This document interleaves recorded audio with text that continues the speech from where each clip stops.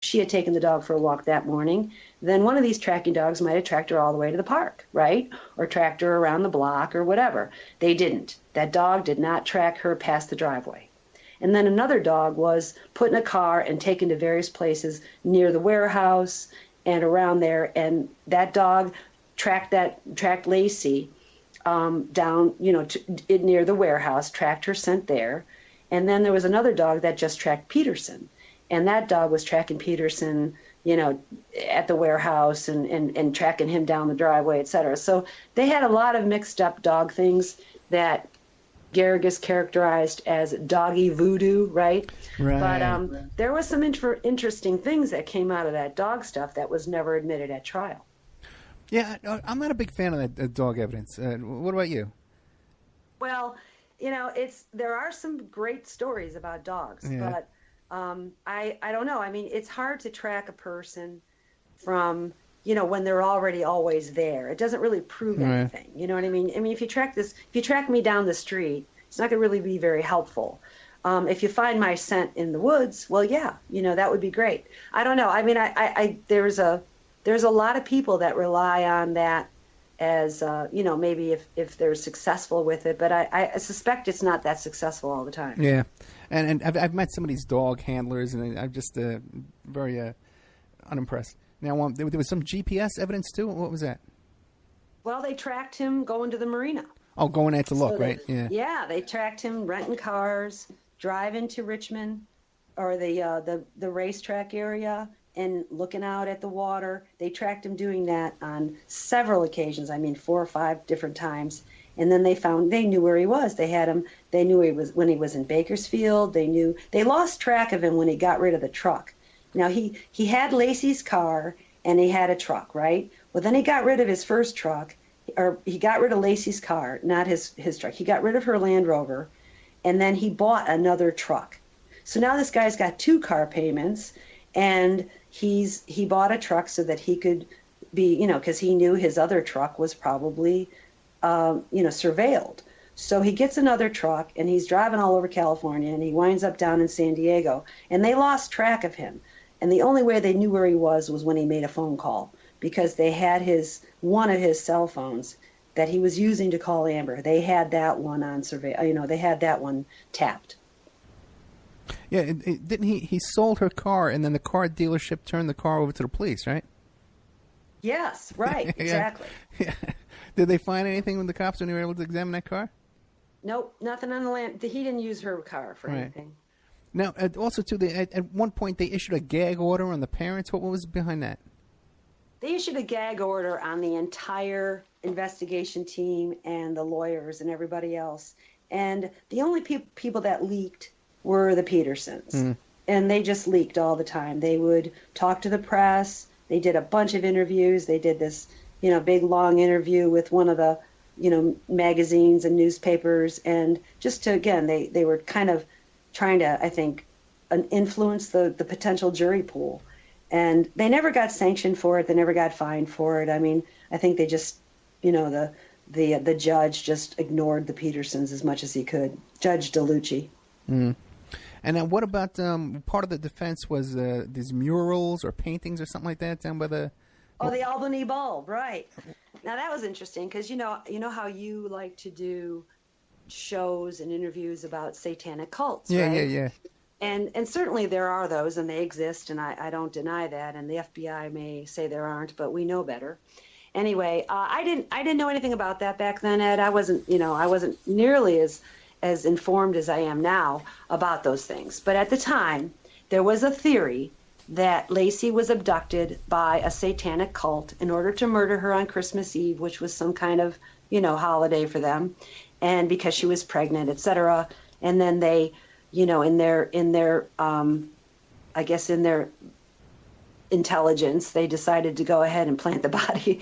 I laugh about that because it's so crazy. Plant the body in the bay to frame Peterson, which isn't what they do. They usually don't do that. They don't usually worry about blaming anybody else for something. So they had the LaVeys, Anton LaVey's either daughter or somebody was made an appearance on a talk show and said, we had nothing to do with this and we don't murder pregnant women and, protested that idea.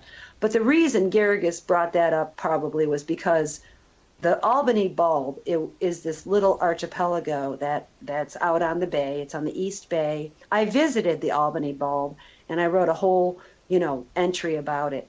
And there is a mural. It's on the opposite side of the island where you could launch, where the body would have been found. It's on the opposite side. So she could have never been murdered on the Bulb and put in the water there. She would not have wound up where she wound up. But anyway, there's this mural, and there are like these giant artworks. There's this, it's all made of plywood, and there's a bunch of weird sculptures, and there's, goat heads and dead bodies and naked people. And it really isn't any different than a lot of artwork that you see that depicts, death and things like that. So, I mean, I didn't take it too seriously. I didn't think that was any kind of evidence whatsoever, but it was kind of interesting that was brought up because early in the case, like within the first, like February or something of 2003, there was this woman who wrote this article about EVP, which is electronic voice something or another. Okay. It's like when you turn on your tape recorder and you summon the spirits and they talk to you. It's some kind of crazy stuff. So she did this EVP recording and posted that Laci would be found in the Albany Bulb. Well, she wasn't. She was, but she was close. It was close. So it freaked everybody out, and they started looking into the Albany Bulb and tried to make that a focus of possibly some kind of evidence that she was murdered there, and it was a satanic ritual.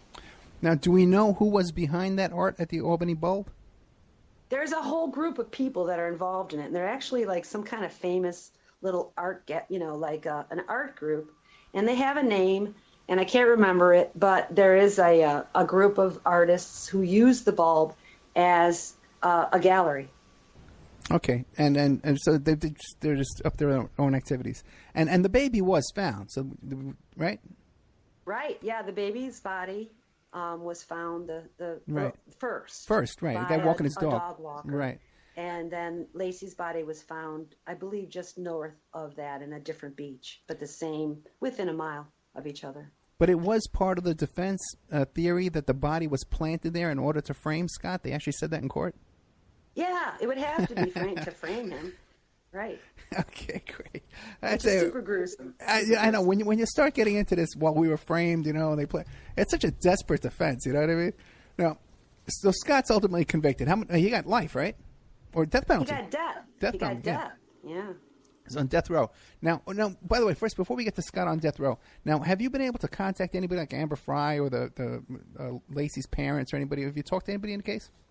I did not reach out to the family or to Amber. I didn't really reach out to anybody directly, in the families, because I didn't want to look like some kind of ghoul to them. I wasn't trying to profit from it. I wasn't trying to get any kind of fame or fortune from it. I really was just really interested in it. I felt like I had some kind of connection to it. It was just something that I felt really strongly about doing, and I didn't care if I ever made a dime on it.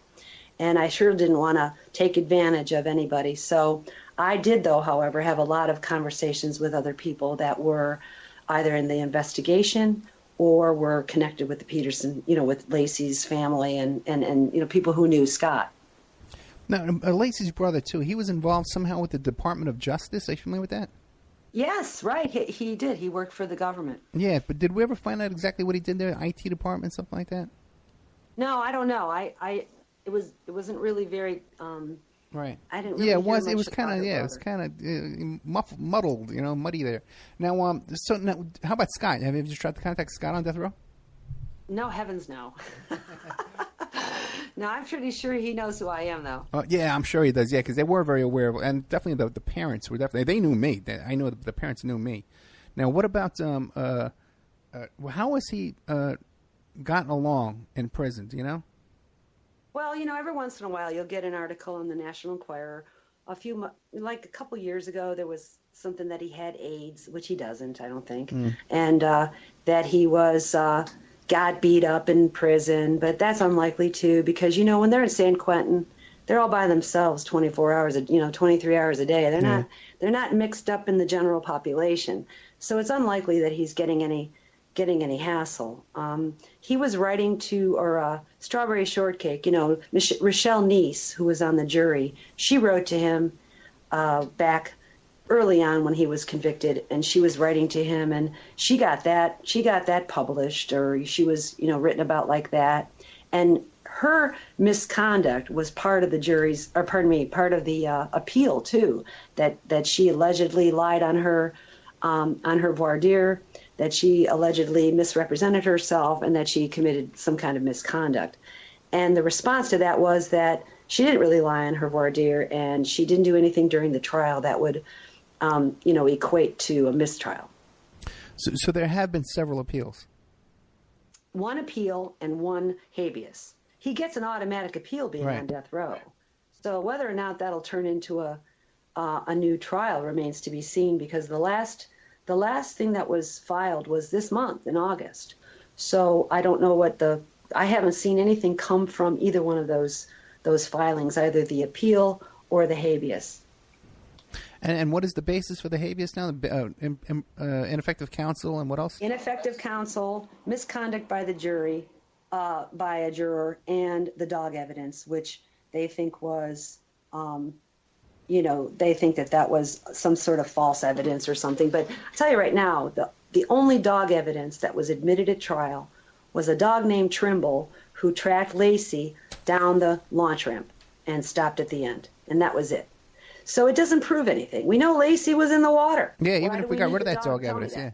Right. But, so a very weak appeal attempts at this point, because get rid of the dog evidence. Okay, he had a bad lawyer. Give him a new trial. We still got get rid of the dog evidence. We still got all this other stuff. The anchors, the body showing up there. We still forget it. It's galore.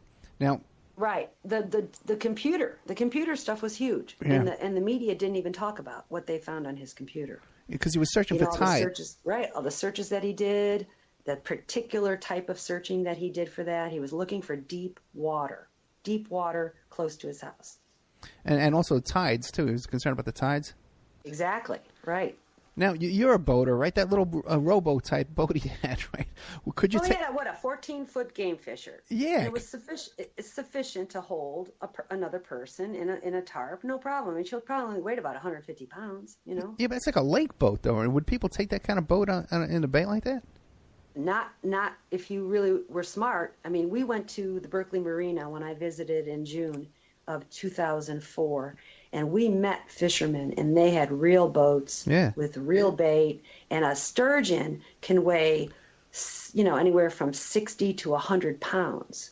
And you're not going to catch sturgeon with a little 14-foot game fisher and lures. You got to use sardines or, some kind of live bait. Right. And you got two people reeling that fish in. Even a big halibut's going to be the size of your kitchen table. And is there any reason to want to catch sturgeon? Do you eat it? What do you do with sturgeon when you catch it? They were going to eat it. You eat sturgeon? I asked them, I said, what are you going to do with that fish? And when you see a sturgeon, they have this vacuum cleaner mouth. Yeah, it's disgusting. Big, long. Yeah, they're disgusting. They look like catfish that were mutated by aliens, right? And he said, oh, yeah, we're going to cut them up and make steaks out of them. So they eat them. Okay, they eat them. Okay, well, let's not go to their house. Okay. Right. Now, back, what other cases have you been following? You think we covered everything on Scott Peterson? Anything I forgot to ask you? Well, the only thing I wanted to talk about was that I do believe he made 2 trips. And so I want to tell you what I believe actually happened. Okay, yeah. And that is, I believe the night of the 23rd, after they had dinner with Laci's sister, and Scott told her he was going golfing, and they went home, and I believe he killed her that night. Either drugged her to unconsciousness and smothered her, or drowned her, or what. He did murder her the night of the 23rd. He had his boat license, he had his fishing license that was stamped for the 23rd and the 24th. So he had a license that would have allowed him to go out on the boat on the 23rd without worrying about, getting a ticket or something. So what I do believe is he drove out to the Richmond